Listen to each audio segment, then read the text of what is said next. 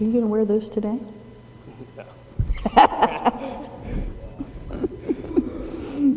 Here a reading from the book of Micah, the 5th chapter, starting at the 2nd verse. But you, O Bethlehem of Ephraim, who are one of the little clans of Judah, from you shall come forth for me one who is to rule Israel, whose origin is from old, from ancient days. Therefore he shall give them up until the time when she who is in labor has brought forth. Then the rest of his kindred shall return to the people of Israel, and he shall stand and feed his flock in the strength of the Lord, in the majesty of the name of the Lord his God. And they shall live secure, for now he shall be great to the ends of the earth, and he shall be the one of peace. If the Assyrians come into our land and tread upon our soil, we will raise against them 7 shepherds and 8 installed rulers. And then from Luke.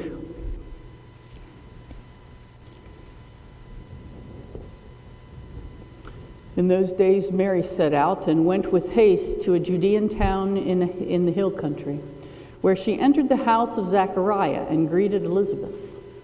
When Elizabeth heard Mary's greeting, the child leapt in her womb, and Elizabeth was filled with the Holy Spirit, and exclaimed with a loud cry, "Blessed are you among women, and blessed is the fruit of your womb. And why has this happened to me, that the mother of my Lord comes to me? For as soon as I heard the sound of your greeting, the child in my womb leapt for joy.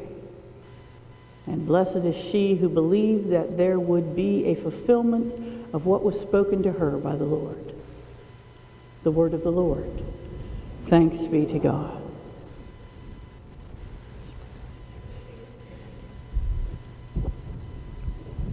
So the theme today is love. And it occurred to me earlier this week that hearing the preacher talk about love is a little bit like asking your 3rd grader to write an essay on what she did over summer vacation. It's kind of expected. It's kind of expected it won't be very interesting. How many 3rd grade essays have you read? Am I wrong? Right? But love and Jesus coming down in love is a critical, perhaps the critical theological assertion of Christmas. In the Advent season, we've been waiting for the time when love came down at Christmas in the form of Jesus, our Christ. You know that Christina Rossetti poem? One of these sopranos could knock it out of the park, I'm sure. Love came down at Christmas. Love all lovely, love divine. Love was born at Christmas. Stars and angels gave the sign. Worship we the Godhead, love incarnate, love divine. Worship we our Jesus, but wherewith for the sacred sign. Love shall be our token. Love be yours and love be mine. Love to God and all men. Love for plea and gift and sign. The fancy theological term for love coming down at Christmas is called accommodation.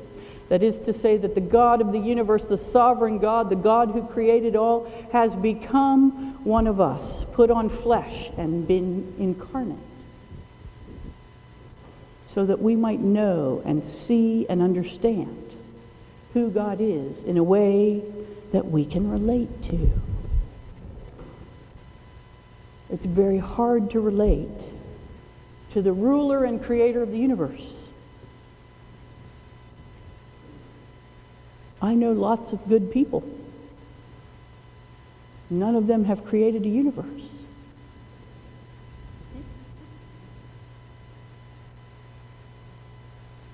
But in Jesus Christ, we have a form and a way that we can reach out and understand who God is and how God relates to the world. It is the remarkable and unique assertion of the Christian faith, that God became human. And for centuries in the church, we fought over what that meant exactly. Was God masked somehow in Jesus' humanity? Was Jesus not really fully human because God indwelt in him? No. Say we at the Council of Nicaea. God is fully human and fully God. God is fully present in human form and in God form in Jesus.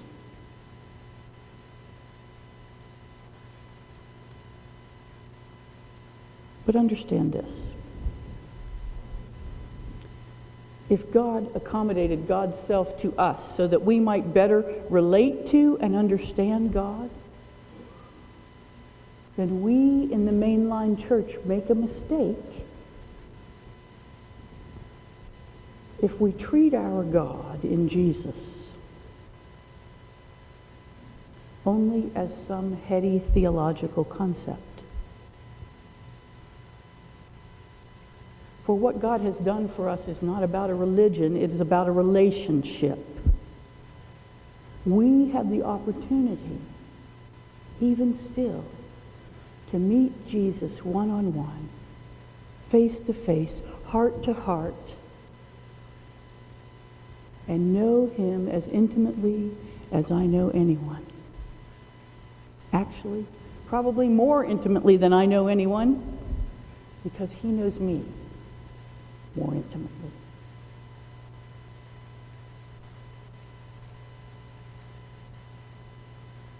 We miss that often in the mainline church. We try to be too smart, try to be too liturgical, we try to be too elite. We think it's somehow overly emotional or overly sappy to talk about our relationship with Jesus. And sometimes those churches, you know those ones, get a little carried away. They want to talk about loving my Jesus, as if having a relationship with Jesus means that they're the only person who can do that.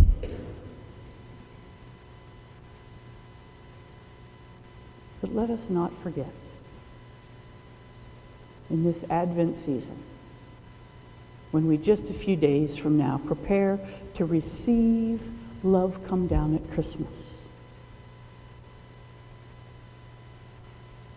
that the very reason for that is that we might have a personal, intimate relationship with Jesus, our Christ. We also don't do this in the mainline church very often. Some of our traditions have altar calls. Presbyterians almost never do.